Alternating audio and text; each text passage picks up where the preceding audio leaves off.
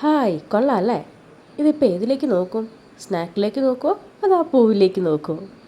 തൽക്കാലം നമുക്ക് സ്നാക്കിലേക്ക് നോക്കാം അല്ലേ. ഇതാണ് ഈസി ടേസ്റ്റി റോൾ. എനിക്ക് ഒരുപാട് മധുര സ്മരണകളുള്ളതാണ് ഈ റോള്. എൻ്റെ കുട്ടിക്കാലവും സ്കൂൾ ജീവിതവും ഒക്കെ എനിക്ക് ഓർമ്മ വരും ഈ റോള് കാണുമ്പോൾ.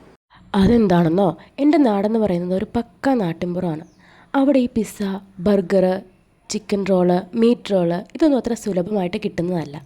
അപ്പം ഞങ്ങളെ സന്തോഷിപ്പിക്കാൻ വേണ്ടി അമ്മ ഞങ്ങൾക്ക് ഉണ്ടാക്കി തന്നുകൊണ്ടിരുന്നതായിരുന്നു ഈ റോള്. രാവിലെ സ്കൂളിൽ പോകുമ്പോഴേ അമ്മയോട് പറയും വൈകിട്ട് ഈ പലഹാരം വേണമെന്ന്. അപ്പോൾ പിന്നെ തിരിച്ചു വരാനുള്ള ഉത്സാഹവും കൂടും. അയ്യോ, കഥ പറഞ്ഞിരുന്ന സമയം പോയി. നമുക്കിതെങ്ങനെയാണ് ഉണ്ടാക്കുന്നതെന്നും കൂടെ നോക്കാം. ഒരു കപ്പ് മൈദാ മാവിലേക്ക് 2 ടേബിൾ സ്പൂൺ കോൺഫ്ലോർ ഇട്ട് പാകത്തിനുള്ള ഉപ്പും ഒഴിച്ച് വെള്ളം നീട്ടി ഒരു ദോശമാവിൻ്റെ പരുവത്തിൽ കലക്കി വയ്ക്കണം. പച്ചവെള്ളം തന്നെ ഉപയോഗിച്ചാൽ മതി. എന്നിട്ട് ഇതുപോലെ ചെറിയ ചെറിയ ദോശകൾ പോലെ ചുട്ടെടുക്കണം. ഒരുപാട് വലുപ്പമാവരുത്, ഒരുപാട് മൊരിഞ്ഞും പോവരുത്.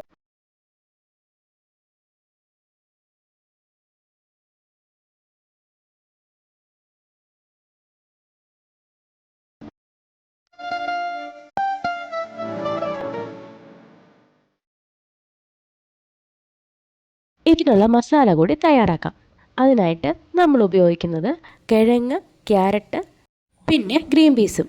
ഉണക്ക ഗ്രീൻ പീസ് ആണെങ്കിൽ 8 മണിക്കൂറെങ്കിലും വെള്ളത്തിലിടണം. നമ്മളിവിടെ പച്ച ഗ്രീൻ പീസാണ് ഉപയോഗിക്കുന്നത്. പിന്നെ വേണ്ടത് ആസ് യൂഷ്വൽ സബോള, ഇഞ്ചി, വെളുത്തുള്ളി, കറിവേപ്പില, പച്ചമുളക്. ഇതെല്ലാം നമ്മൾ ചെറുതായിട്ട് ക്യൂബ്സ് ആയിട്ട് അരിഞ്ഞു മാറ്റി വയ്ക്കും.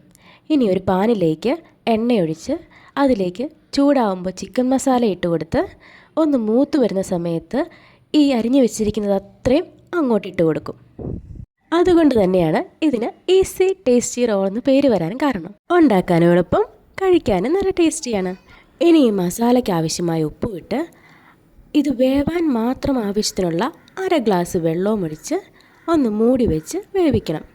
കുക്കറിൽ വേവിക്കാതിരിക്കുന്നതാണ് നല്ലത്, കാരണം ഒരുപാട് ഉടഞ്ഞു പോവും. ഇനി ഇത് വെന്ത് വരുന്ന സമയത്ത് അതിലേക്ക് അല്പം ടൊമാറ്റോ സോസ് കൂടെ ചേർത്ത് നന്നായിട്ടൊന്ന് ഇളക്കി യോജിപ്പിച്ച് മാറ്റി വെച്ചാൽ മാത്രം മതി. മസാല റെഡി. ഇനി നമുക്ക് കാര്യത്തിലേക്ക് കിടക്കാം. നമ്മൾ ചുട്ടുവെച്ച ഓരോന്നിലേക്കും ഇതുപോലെ കുറേശ്ശെ മാത്രം മസാല എടുത്ത് ഇങ്ങനെ മടക്കിയെടുക്കണം. അങ്ങനെ ഓരോന്നോരോന്നായി ആവശ്യത്തിനുള്ളത് അത്രയും മടക്കി മാറ്റി വയ്ക്കണം. ഇനി ഒരു ചട്ടിയിൽ എണ്ണയൊഴിച്ച് അത് ചൂടാവുമ്പോഴേക്കും നമ്മൾ മടക്കി വെച്ചിരിക്കുന്ന നമ്മുടെ ഈ സ്നാക്ക് ഇട്ട് കൊടുക്കണം. എന്നിട്ട് ചെറുതായിട്ട് ഒന്ന് മൊരിഞ്ഞു വരുന്ന സമയത്ത് മറിച്ചിടുകയും വേണം. ഇതിൻ്റെ എല്ലാ വശവും തന്നെ കുക്കായതുകൊണ്ട് ചെറുതായിട്ട് ഒന്ന് മൊരിഞ്ഞാൽ മാത്രം മതി. ഒരുപാട് ഡീപ് ഫ്രൈ ഒന്നും ചെയ്യണ്ട.